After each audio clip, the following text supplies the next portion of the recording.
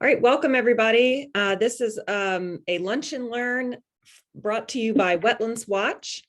We've been doing these lunch and learn series over COVID, and we are always welcome. We welcome suggestions for what additional topics we should take on to provide to our Wetlands Watch friends and other stakeholders.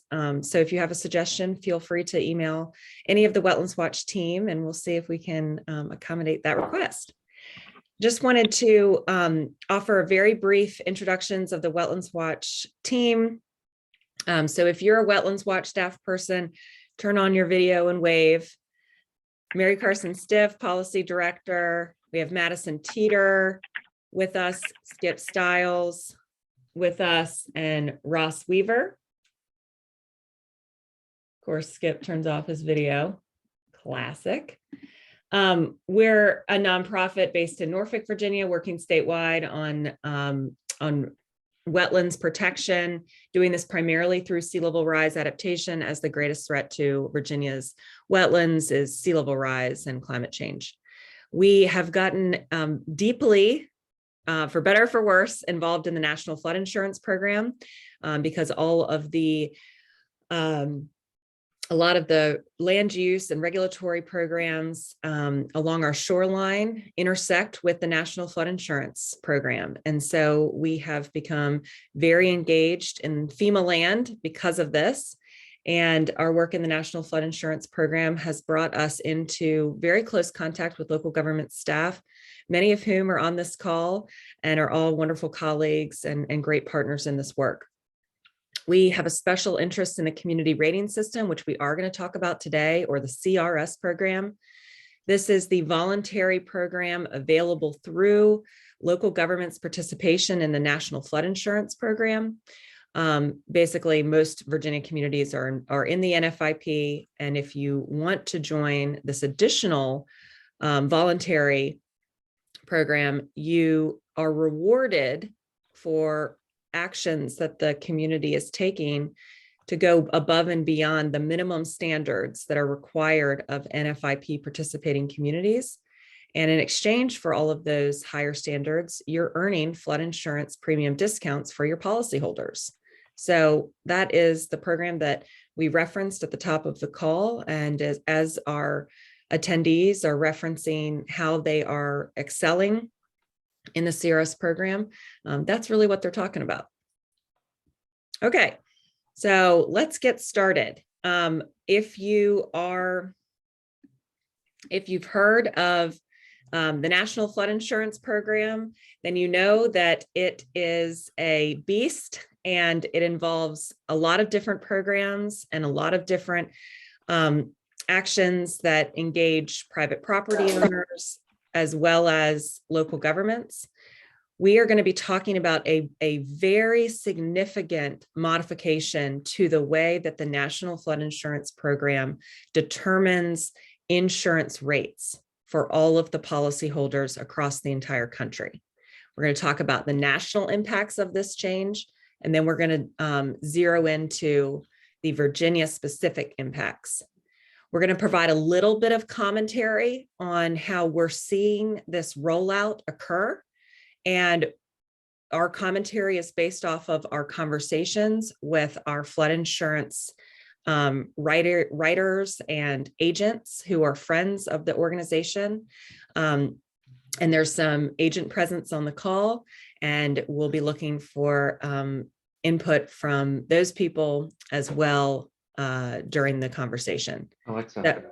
So feel free to use the chat throughout, ask questions in the chat. We'll get to them either during the presentation or after, just depending on how urgent the questions are.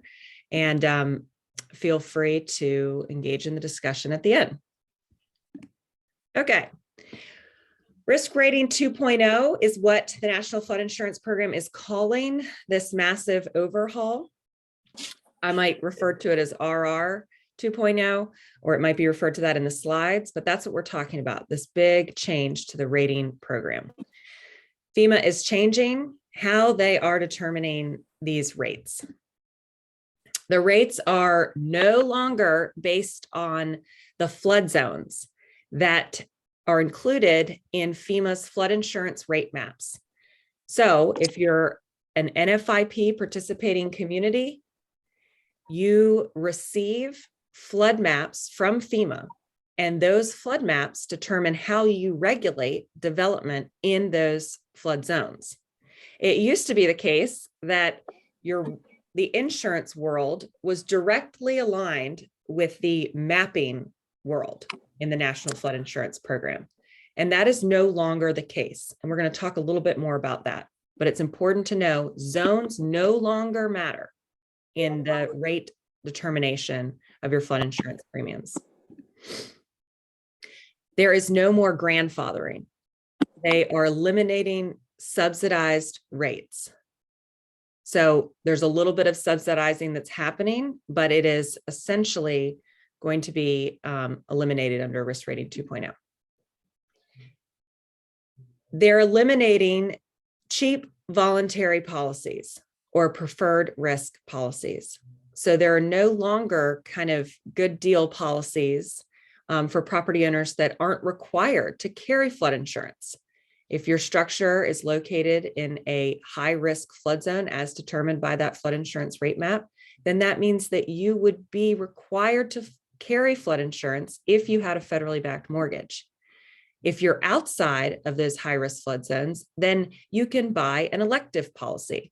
And elective policies or preferred risk policies have been very inexpensive, about $500 annually. And they're getting rid of that kind of cheap option. You can still buy flood insurance outside of that high-risk flood zone, but it's just not going to be at a super reduced rate anymore.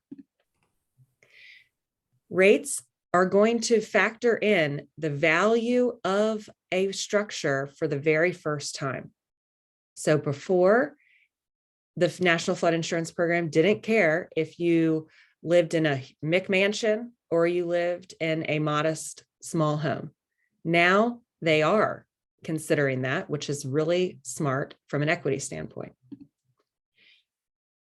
The whole goal of Risk Rating 2.0 is to get the National Flood Insurance Program's premiums to reflect the full risk of their structure. So they're calling this full risk rates. So policyholders are going to start to pay what they really should be paying for the specific risk of their structure.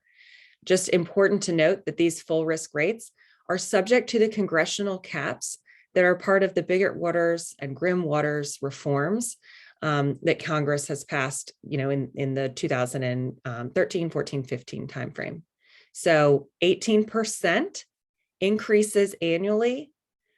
That's the cap for primary residences, and 25% annual increase caps for investment properties, so second homes, and commercial structures.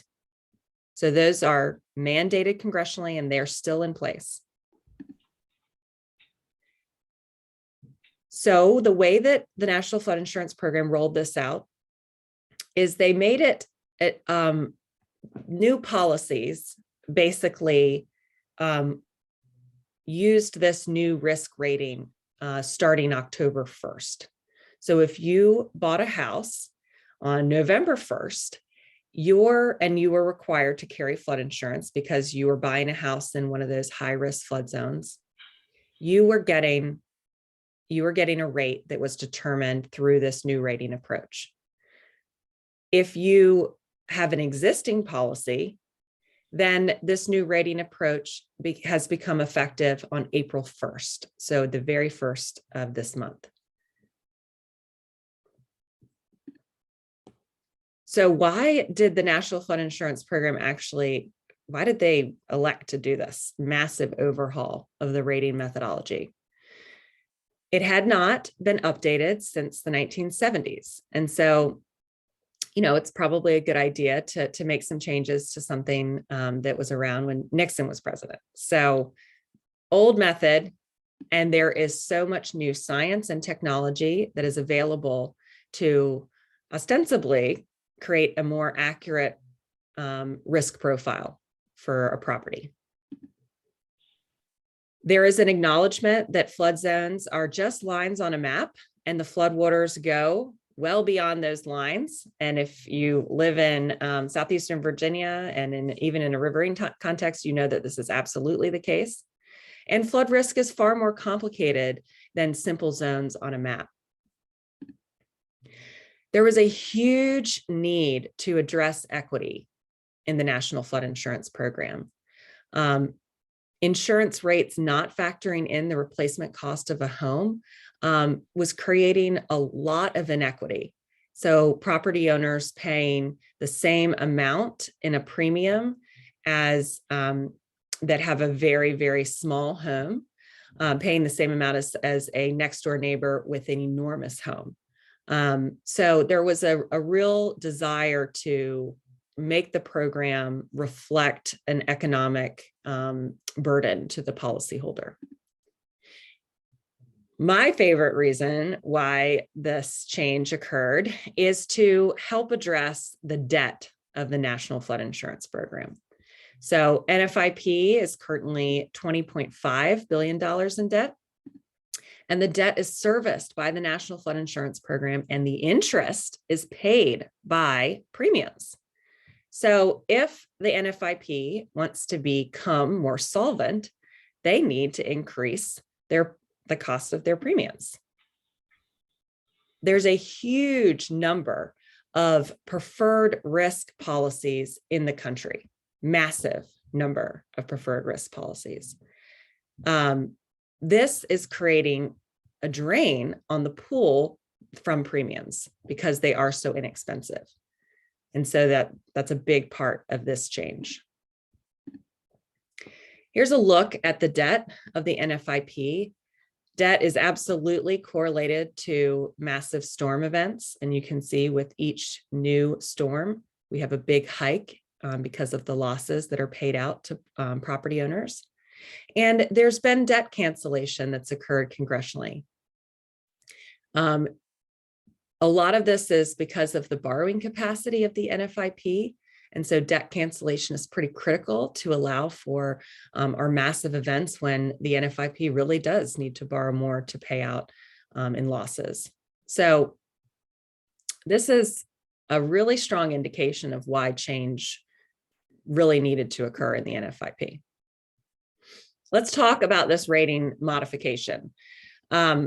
The old rating methodology was based off of, as I mentioned, the flood insurance rate map zones, as well as the base flood elevation, or the BFE. So this is where flooding will occur during a 100-year storm and a 500-year storm. And so those elevations on a map are pretty variable across a community, and definitely a lot of room for error. Foundation type was definitely a factor in the old rating methodology. And then structural elevation was only considered in the SFHA because of that rate map use. That 1% chance, that's the 100-year storm. That was really the only consideration at play in doing the rating methodology. So this new rating methodology is a complete overhaul. The new rates include multiple risk variables that are structure specific. So no longer setting rates based off of zones with a little bit of individual structure variability. Now we're talking about setting rates based off of structures in and of themselves. The new rates are based off of higher resolution projected risk data that has a really large range of flood frequencies. Lots of storms go into the new modeling that the FEMA consultant used in creating the rating method. The type of flood risk for the structure, such as heavy rainfall, a river, the ocean, or a bay. The structure's ability to withstand flood risk or be repaired or damaged. This is important. The building, the way that it's constructed, its foundation type, these are things that the new rating methodology is considering. And then if there's location-specific risk, like coastal erosion, the new rating methodology is supposed to take that into account as well. We mentioned that costs to rebuild and replace the structure.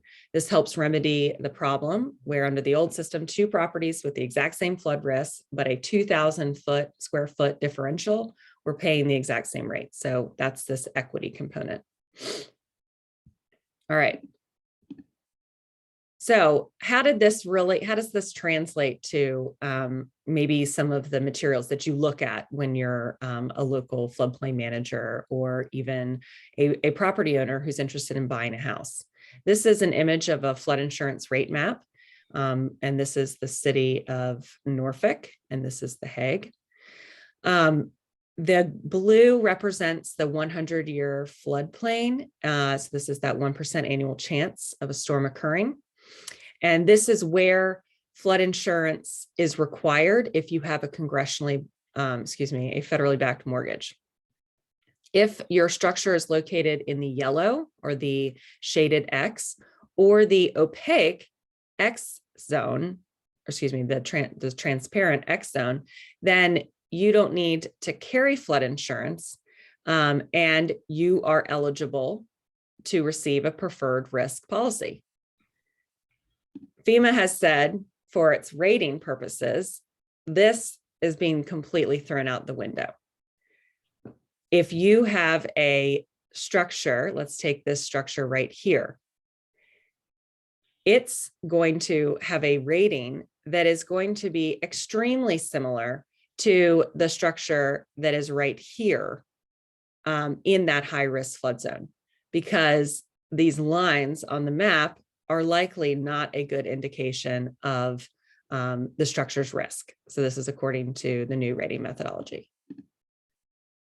So there are a few rating factors that we're going to cover. We're not going to go into super detail about this, but it's just to show you the messaging that FEMA has been using as it's done a lot of outreach and webinars on the risk rating 2.0 change.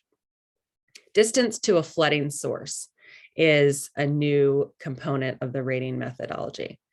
So any references to legacy pricing methodology, that's the old methodology.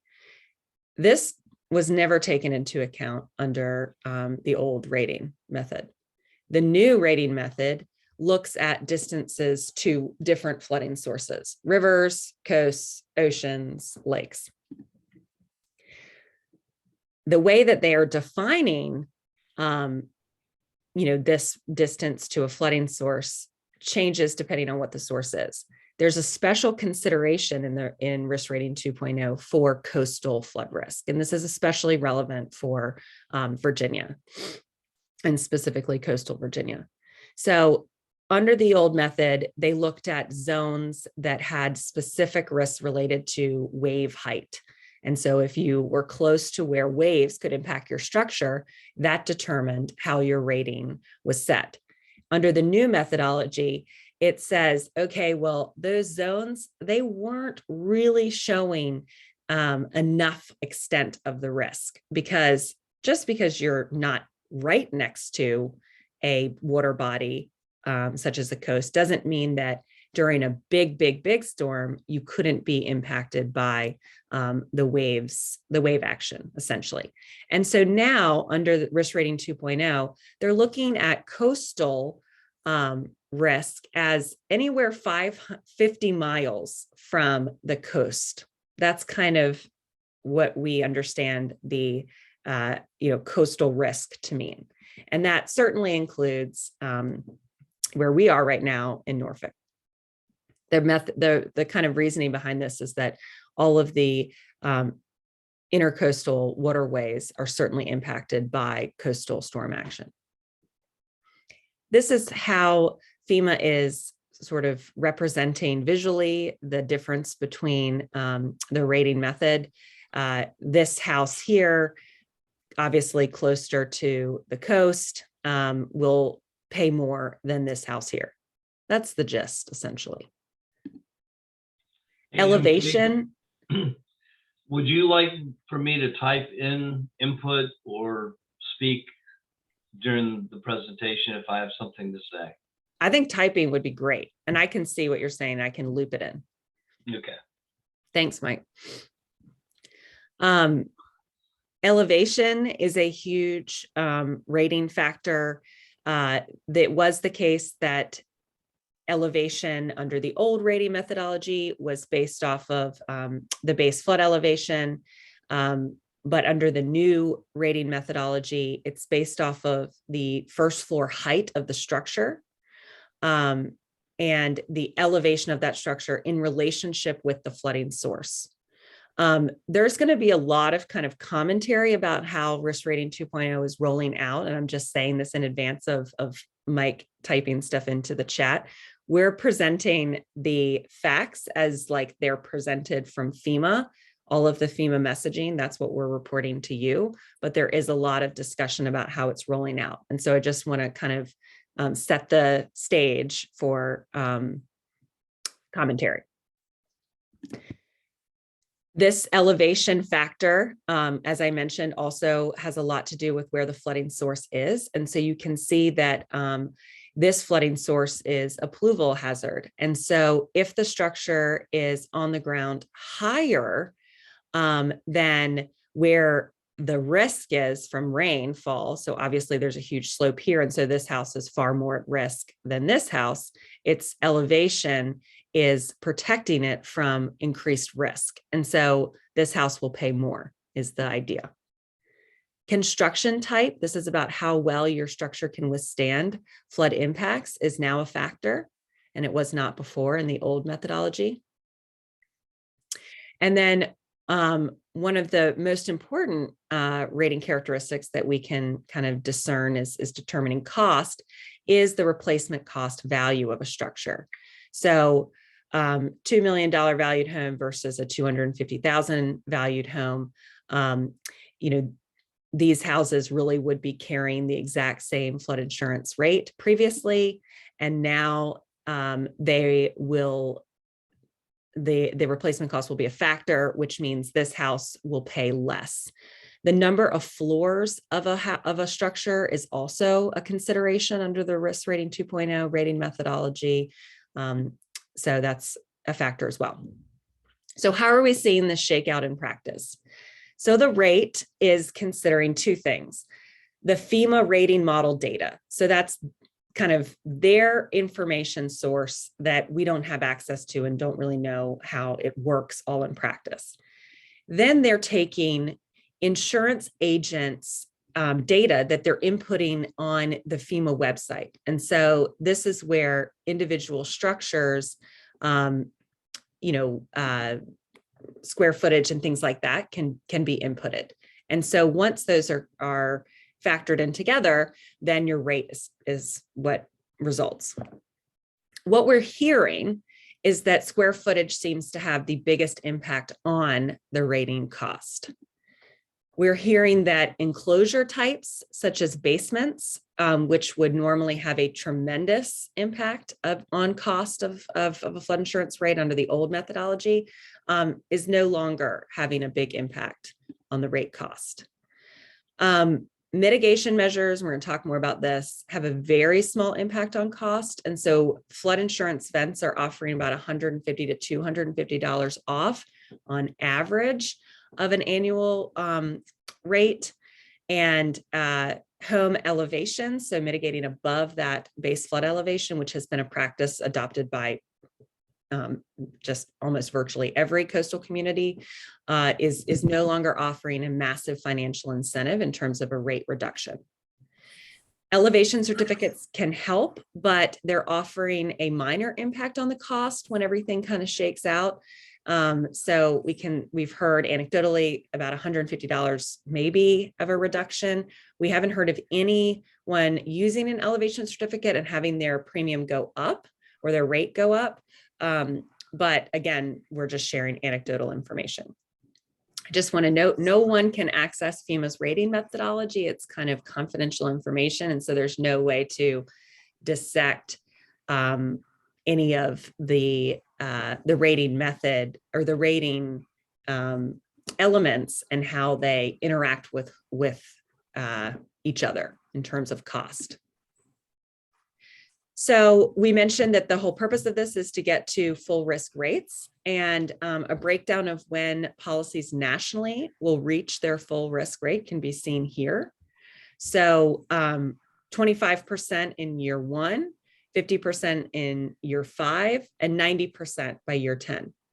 We mentioned that all of these changes are subject to congressional rate caps. That's an annual rate cap of that 18% and 25%. And it's important to note that the severe repetitive loss properties are subject to a 25% rate increase as well. So FEMA is calling this, this road to reach your full risk rate, they're calling it a glide path.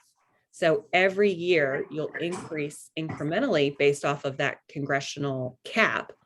And when you reach your full risk rate is determined, you know, on what the actual various conditions of your policy are. So here's national outlook for when these policies will vest and reach their full risk rate. See, yes. While we're on that one, can you go over how the full risk rate is kind of a moving target, and that's why it's 90% for this one while we're here? I forgot to put that in the slides. Yeah. So your full risk rate is basically, unfortunately, FEMA has said is a moving target. And so we're not sure exactly when those full risk rates will happen. And essentially, this next slide will kind of help explain that. So under the old methodology, a single family home could have paid this much, you know, almost $46,000 annually. Under risk rating 2.0, in the first year, the full risk rate for a primary home is this $12,125 figure. We're not sure what the second year the full risk rate cap will be. So FEMA has said that this is year 1's cap, but year 2 could potentially be more. So that's what Madison means by it's a moving target. We're just not quite sure how frequently FEMA will adjust their interpretation of the full risk rate. So it's an unknown. Nationally, you can see that 23% are seeing an immediate decrease. So this is that equity in action consideration. So 23% of policyholders are seeing an immediate decrease in their annual rate. 66% are seeing a marginal increase. So, you know, about $125 per year of an increase. 7% are seeing a little bit more, and then 4% nationally are seeing a larger increase. So this is the breakdown nationally. We're going to talk about Virginia as well. This is an outlook of all of the states and how they're impacted, and you can see there's big differences nationally. Arkansas has the greatest percentage of immediate decrease, and I suspect this is because of maybe some of the, you know, the equity component at play. And then I just want you to note the light blue here. This is the small increases incrementally, and this is what I am interpreting to be the preferred risk policies coming into play. So they're going to increase at a lower rate, but there's so many of them that it's taking on a very large percentage of the change that's seen in every state. There's a way to see state impacts in a really interesting kind of visually represented way. We can include, this is obviously on the slides, and we can put the link in the chat. Pew Charitable Trust worked with FEMA, I believe, to create the Association of State Floodplain Managers, excuse me, to create this resource. And it's really an interesting way to visualize the data.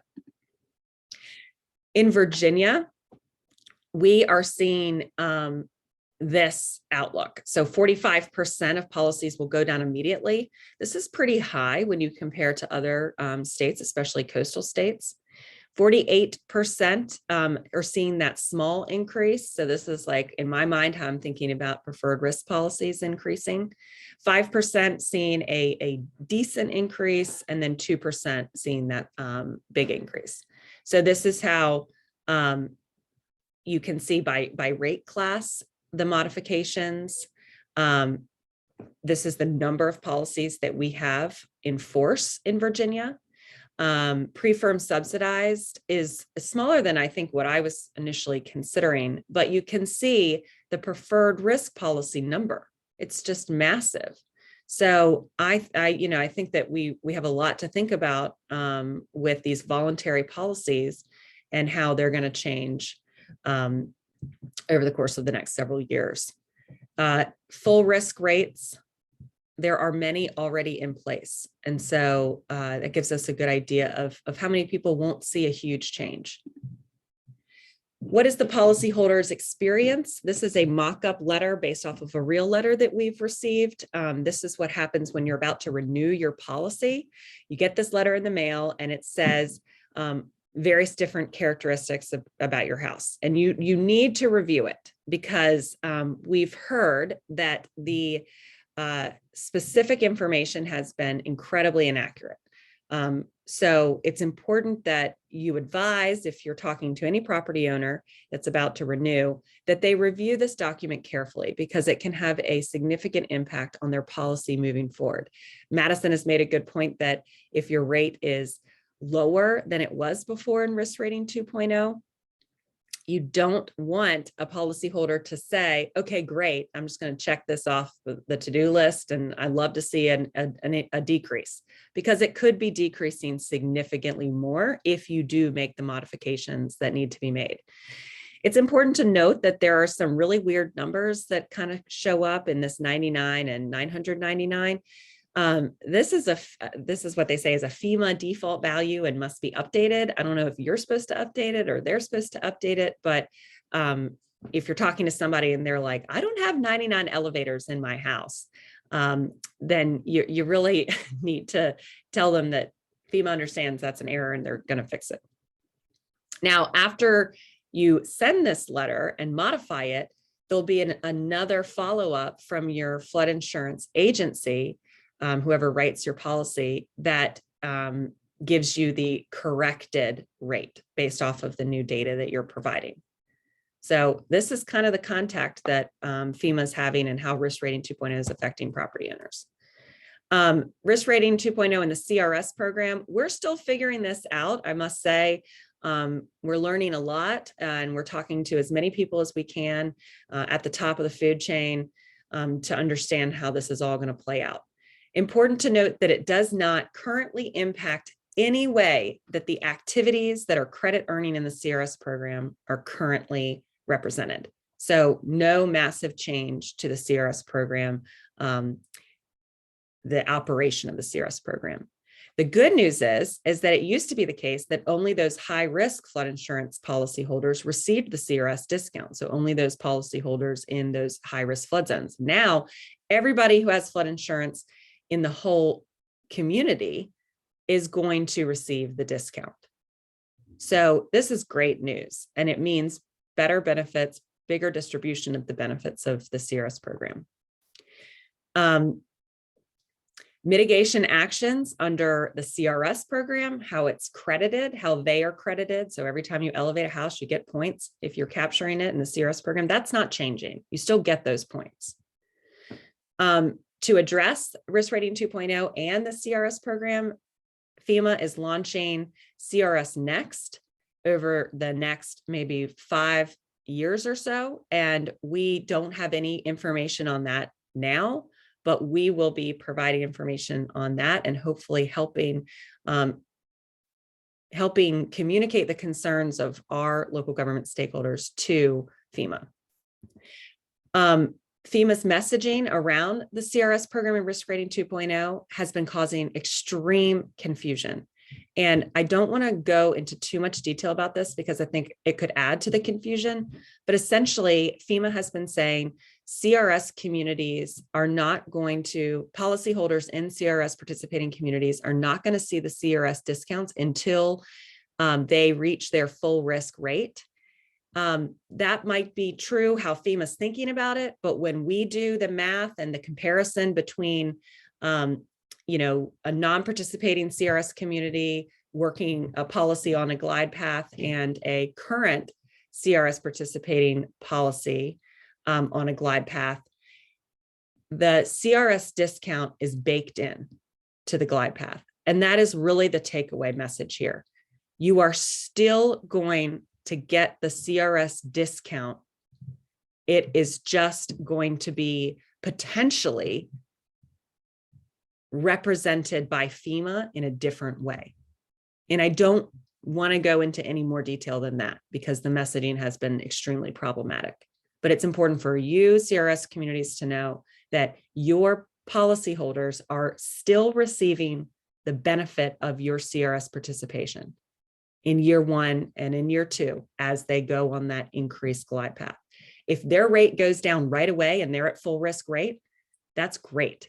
If their rate goes up 1 year and then they're at their full risk rate, that's great. You don't have to worry about the CRS discounts and how it's articulated by FEMA. The only problem that we're having is that when you increased your class, these discounts could be delayed until your policy reaches its full risk rate. And that's something that I think FEMA knows about. And I think Rich Sabota is on the call. He's our CRS expert for the whole region, Region 3. And he could maybe speak to this more, but it's just an unfortunate reality of risk rating 2.0 in the CRS program. And the idea behind it is that you're already getting the discount, and that risk rating 2.0 is because they're putting you on a glide path, you're getting a financial benefit. And that's kind of the messaging that we keep hearing. All right, I just want to ever so briefly talk about why this is all confusing and complicated. The NFIP relies upon 3 programs that make up the NFIP. And the NFIP instructors, they call this the three-legged stool. The NFIP does floodplain management. They require that local governments adopt regulations. That's the first leg. The second leg is it provides insurance. And the third leg is hazard identification or mapping. And it used to be the case that all the legs worked together in tandem and were dependent upon one another. But with risk rating 2.0, the insurance side of things is no longer dependent upon the mapping side of things, yet the floodplain management side of things is dependent upon it all. So I just want to note that this becomes incredibly complicated when we consider the CRS program, because all of the CRS higher standards that you're earning credit for are dependent upon mapping and insurance, and they're working together and influencing one another. So this is something we need to be aware of, especially if you're in the position at the local government level of implementing the National Flood Insurance Program. So it's a different way to think about how all of the different programs and the requirements of the NFIP interplay and interrelate. Our concerns: mitigation premiums are being reduced significantly. It used to be you could get about 90% of a premium reduction or a rate reduction, and now we think that reduction is capped at 5%. So huge problems for trying to incorporate and encourage better structural safety from flood mitigation. Premiums are impossible to estimate. This has an impact on the real estate market. If you have no idea whether or not you can afford flood insurance, you really don't get to see what that rate would be until you're pretty close to closing in most situations. So this is something that the real estate community really needs to overcome. We're hearing that premiums are the rates and are being changed every Thursday to fix some of the glitches in the program, because this is a massive overhaul. You've got to imagine there are going to be glitches. And so how does that changing affect a property owner? And there is a lot of nuance in there that we can talk more about at another time.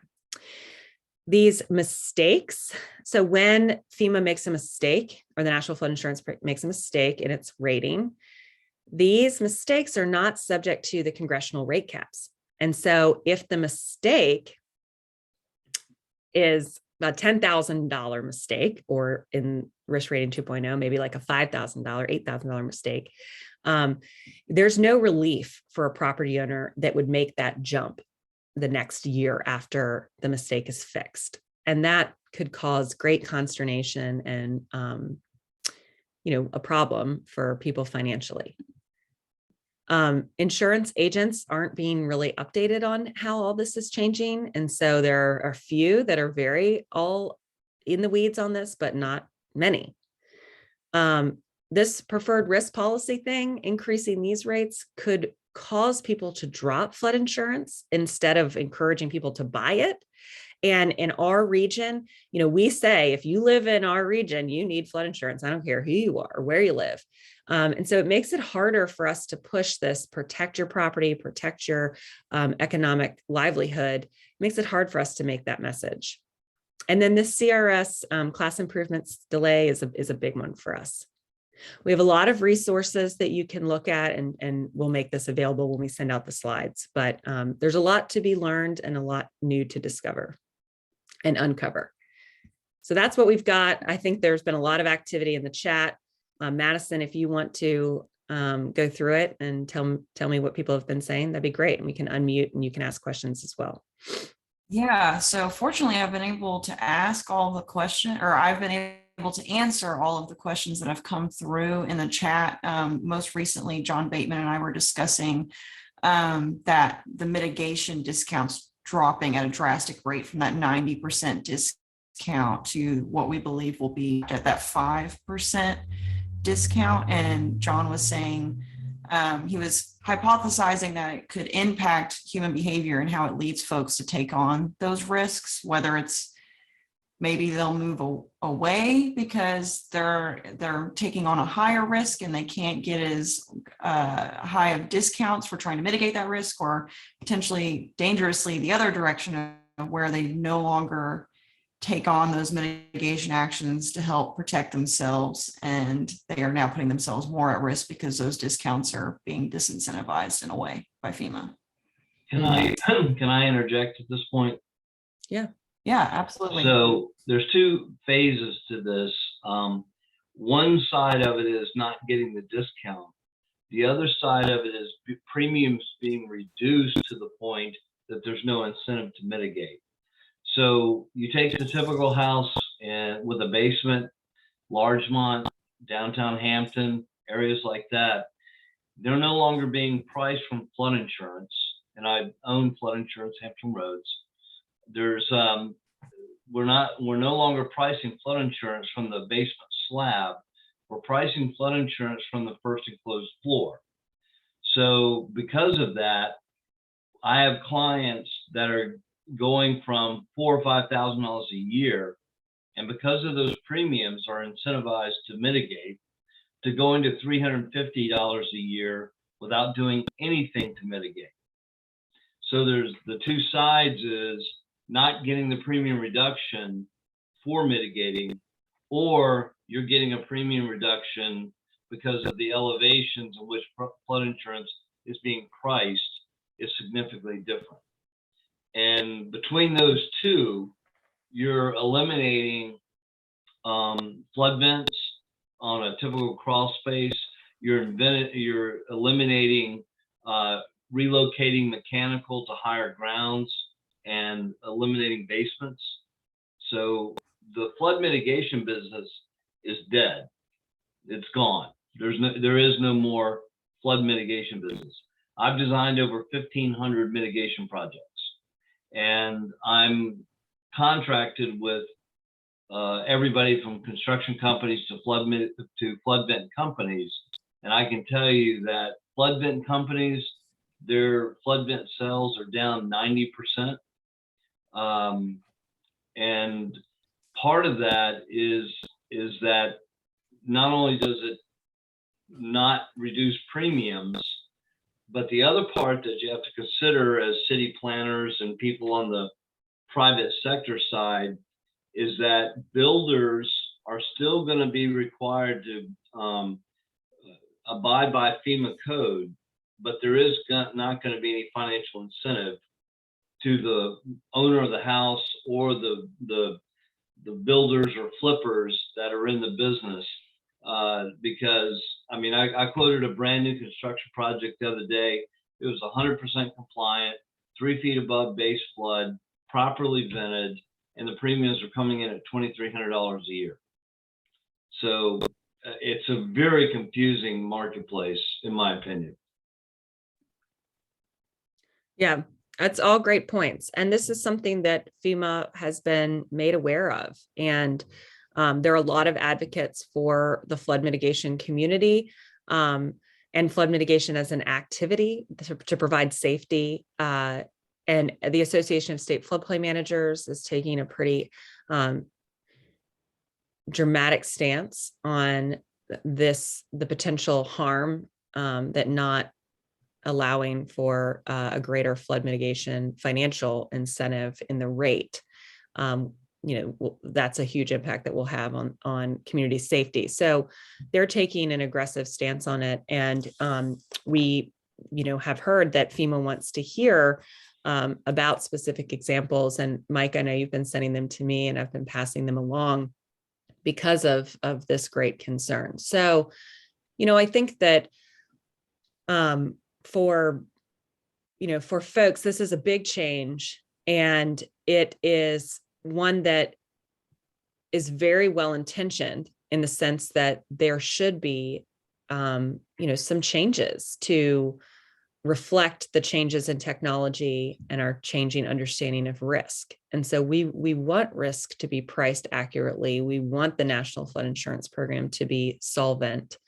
And we want people to understand that there is a cost to living in places of high risk. I think that, there are obviously some kinks that will need to be worked out. And for all those public facing people on the call, just communicating that there might be confusion and that there might be a little bit of disinformation at this time because of this new huge change will be important. But I think a lot of it will hopefully be resolved with time. Well, let me, and Mary Carson, cut me off at any point, okay? Because you know where I stand on all of this. The Department of Homeland Security is designed to protect the American public, correct? And part of that obligation is protecting us from the impact and negative consequences of major storms and weather events. And so part of the mitigation process is to make older structures, especially all structures per building code and CRS code, compliant with flood and other storm-related issues.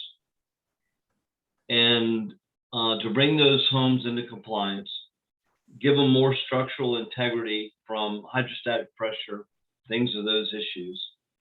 And then by bringing those structures into compliance, we reduce population displacement, which allows for faster economic recovery. And it seems to me that the Department of Homeland Security, which is using FEMA or the National Flood Insurance Program as a tool to implement their goal, I don't get why they've abandoned that when it comes to flood. Yeah. And a lot of concerns are being voiced exactly similar to yours. Does anybody have any other questions, reactions, commentary? Mary, if I could, Please. it seems that there are two issues that Michael was talking about, but they not really have been expanded on. One of the issues the local governments have with enforcement of the building codes there are a lot of people that don't get the permits, plain and simple. And it's always been a struggle to say, oh, go get your permit. I see these actions, one, being a reason not to get a permit. You're not going to get any benefits out of doing this. And so let's don't get the permit, and nobody will know and nobody will care. The second one I'm looking at is the concern that, again, with the mitigation, oh, do this and get your policy now and keep your policy in effect. And when you go to sell your house, you will have a cheaper policy and you can sell your house quicker and easier than the house next door that didn't do what they were supposed to do. And I realize that they're having to make some changes. I understand that. But now all of a sudden, you're going to have a number of people that are getting the high rates are trying to sell it, and the people moving in. It's the same thing as we've talked about over and over. Now you don't have the flood insurance rate map, at least to look at and get your idea going. So you're going to buy a house and say, oh, look at this, and all of a sudden be hit with a 12,000, 8,000, whatever policy right at closing, after you've built yourself up for, yes, this is my house, this is where I'll raise my children. And that has been the ongoing issue over and over. And it to get real estate agents to even talk about flood insurance has always been the issue. So I see those two issues being out there that need to be looked at. Thank you. I think those are great points, and I deal with this every day. I've taught over 7,000 real estate agents classes on this stuff, and have been involved in hundreds and hundreds of real estate transactions, trying to educate agents to check the flood zone determinations and everything in advance. I always call the mortgage companies the police officers of the flood insurance business, because it's their job to pull the flood zone determinations and to require flood insurance. And where risk rating 2.0 is a little bit confusing is it doesn't use flood zones to determine the price, but mortgage companies are still required to use flood zones to determine if flood insurance is required. And because the algorithm for the new 2.0 is a hidden secret, there's no way for anybody to determine what the cost of flood insurance is going to be until actually running a quote, which affects debt to income ratios. So everything you just said is spot on. And it's a major problem with 2.0, because I used to be able to look at an elevation certificate and tell people what their flood insurance costs was going to be in a roundabout method. Especially if it was new construction, 100% compliant, I could tell you flood insurance is going to be about $500. But like I said a minute ago, I ran a 100% compliant house, abiding by the CRS program, and it came in at $2,300. Yeah. So it's a hot mess from that standpoint. Yeah, absolutely. And I think that, this issue of wanting higher premiums to reflect a higher risk is one of good intention. And certainly, what we would want to see, so people have that knowledge of their risk. But how do we articulate that to people moving, especially from our region, which is so transient? How do we get over this big threshold problem? And that's something that Portsmouth led the charge on with Fred and trying to get the General Assembly to have some disclosure. And we could talk about that for ages. But Velma Smith has put in a chat that PU has been pressing FEMA to do a public facing version of the rating engine. I think that would be excellent. As I mentioned on one of the slides, the Hampton Roads Planning District Commission is trying to update their insurance calculator, and they've had some access to some of the FEMA data in the engine. I don't know how much, but that's something to keep in mind. And as the HRPDC begins to roll out those updates, we'll definitely be disseminating it and sharing it far and wide, and hopefully working with agents to see how accurate it is. John notes that reducing debt load is having unintended consequences. And I think that that was probably always going to be the case with FEMA's debt load of the National Flood Insurance Program's debt. Somebody will have to carry the burden, and those living in the highest risk areas will certainly be doing that. Florida's seen massive increases with risk rating 2.0, as is Louisiana, and are like very high risk hit communities. So Texas as well. So where they've seen big flood events in the past. If someone, great question, Chris Stone, if someone has a policy and want to see this impact, who do you talk to? Call your flood insurance agent, and they should have the ability to look at the agent side of the database and run your property through based off of all of the characteristics of your structure. So they'll be able to give you an estimation of what your rate will be. So the bottom line, everybody should be telling policyholders to talk to their agent. And I know local government staff, Mike, hold on, local government staff, they always are doing that because that's how they need to refer policyholders to agents. And I know there's an agent education problem, but I think that that's kind of what we have to suggest at this point. Well, to add to that, as of April 1st, we're able to compare the price of flood insurance from 1.0 to 2.0. So for example, I just helped a young lady reduce her flood insurance premiums from $2,800 to $500 because it was $2,800 with the previous methodology of pricing flood insurance. And with 2.0, it came in at $2,200 less. So as of April 1st, your insurance agent should be able to compare what is the better rate for you from 1.0 to 2.0. I'm calling the old methodology 1.0, just to keep that in. So anyway, the bottom line is underwriters are now, after April 1st of this year, able to compare the previous methodology to the current. And if your premiums are lower, if they're higher, you can stay on the current methodology.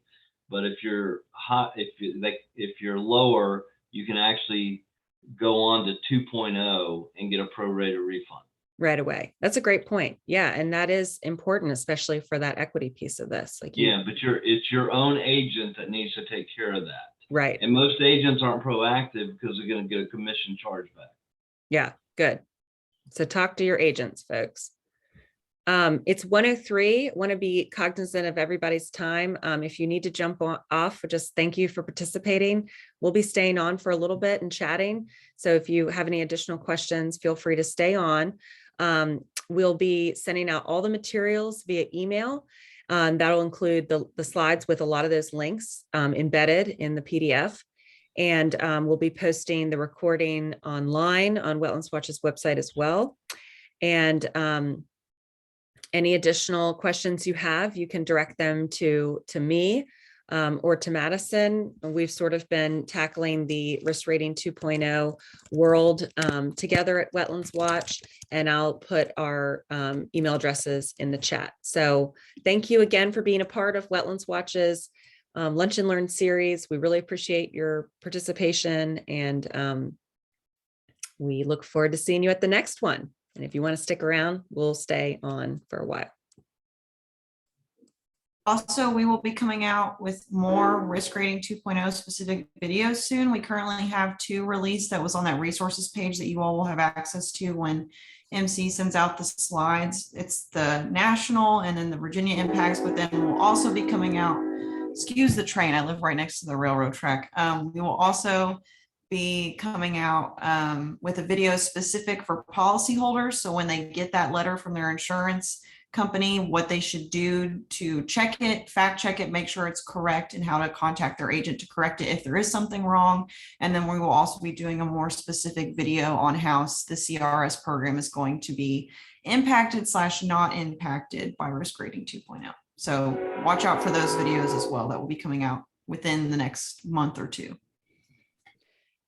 And as the General Assembly wraps, if it does, our next Lunch and Learn is going to be a summation of where we are in the General Assembly with flood resilience issues and climate change issues. So stay tuned for that. And we're estimating, next couple weeks.